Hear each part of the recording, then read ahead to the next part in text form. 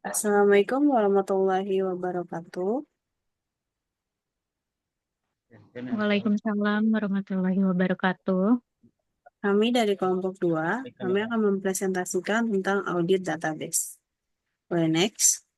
Sebelumnya saya akan memperkenalkan siapa aja anggota kelompok kami, yaitu ada Kade Siti Utami, ada saya, Senadwi Nova, dan juga ada Matius Zagoto.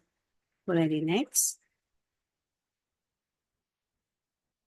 Nah, sebelum masuk ke audit database, saya akan menjelaskan apa itu database.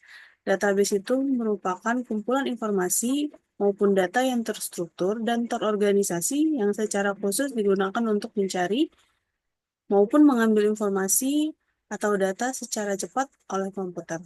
Nah, kumpulan data ini yang nantinya akan memudahkan untuk penyimpanan, pengambilan, maupun pengelolaan database-nya.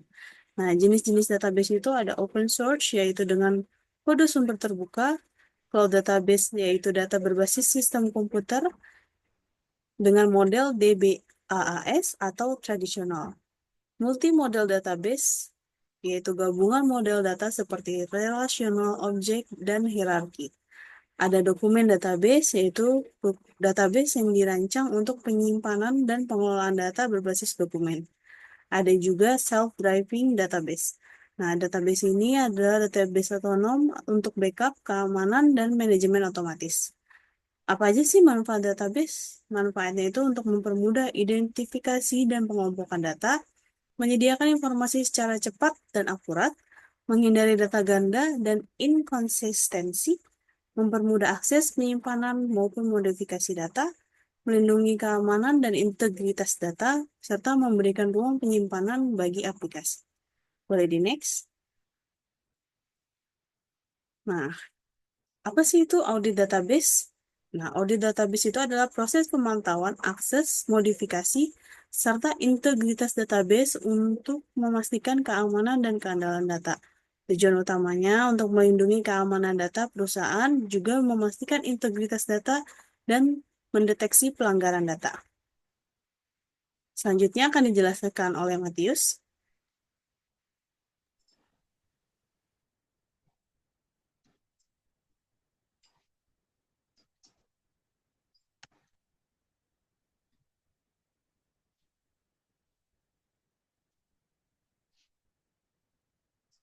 Berikutnya adalah manfaat dari database.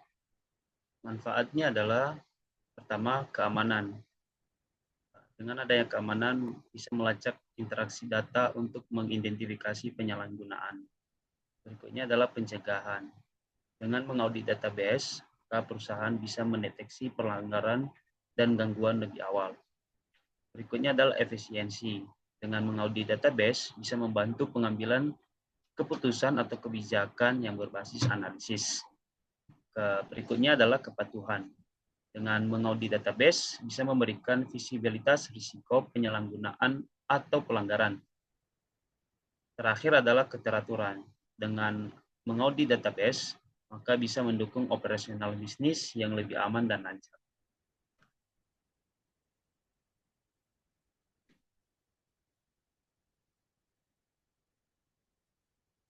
Berikutnya adalah jenis-jenis audit database. Audit database terdiri dari audit akses dan autentikasi, audit penggunaan dan administrator, audit pemantauan keamanan, audit ancaman dan kerentanan, terakhir adalah audit perubahan. Audit akses ini salah satu contohnya adalah bagaimana perusahaan bisa mengaudit atau membatasi akses yang dimiliki oleh pengguna seperti customer, staf atau karyawan, dan manajer. Berikutnya adalah audit pengguna. Nah, audit pengguna ini bagaimana perusahaan mengaudit database atau sistem apa saja yang bisa digunakan oleh customer dan karyawan. Berikutnya adalah audit pemantauan keamanan. Salah satu contohnya adalah bagaimana perusahaan mengaudit keamanan dalam sistem database-nya. Nah, berikutnya adalah terakhir adalah audit perubahan.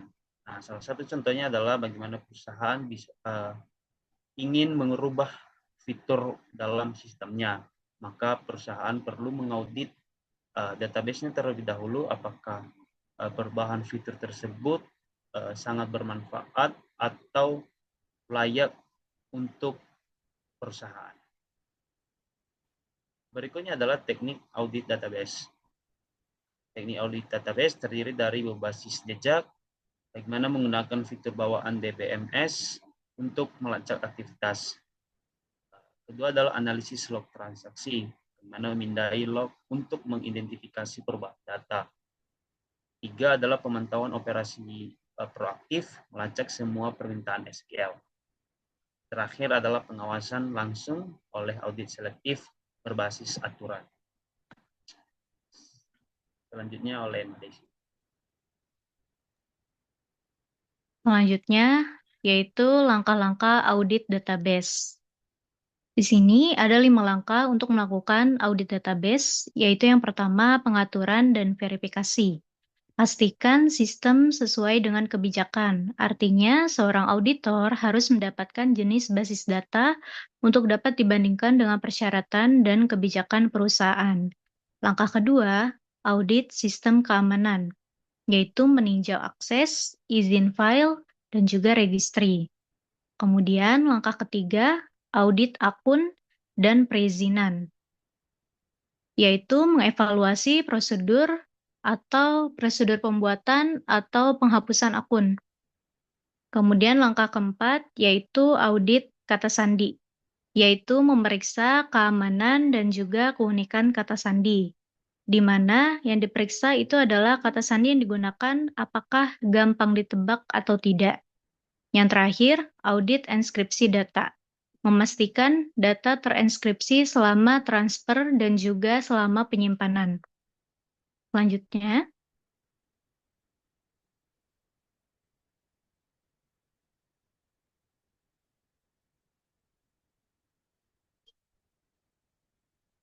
yaitu keuntungan dari audit database.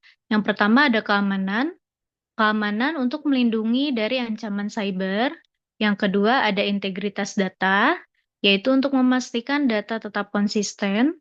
Ketiga ada kepatuhan untuk mematuhi regulasi seperti GDPR atau SOX. Dan yang terakhir ada efisiensi operasional untuk mendeteksi masalah lebih awal. Kemudian kesimpulannya, audit database adalah langkah penting dalam menjaga keamanan, integritas, dan juga efisiensi data perusahaan. Dengan memantau akses dan modifikasi database secara rutin, perusahaan dapat melindungi data dari ancaman dan pelanggaran, memastikan catatan tetap akurat dan konsisten, mendeteksi penyalahgunaan lebih awal untuk pencegahan, mendukung kelancaran operasional bisnis. Jadi audit database bukan hanya kebutuhan teknis, tapi juga investasi strategis untuk keberlangsungan bisnis yang aman dan juga terpercaya. Baik, cukup sekian presentasi dari kelompok kami. Terima kasih atas perhatiannya. Mohon maaf jika ada kekurangan. Wassalamualaikum warahmatullahi wabarakatuh.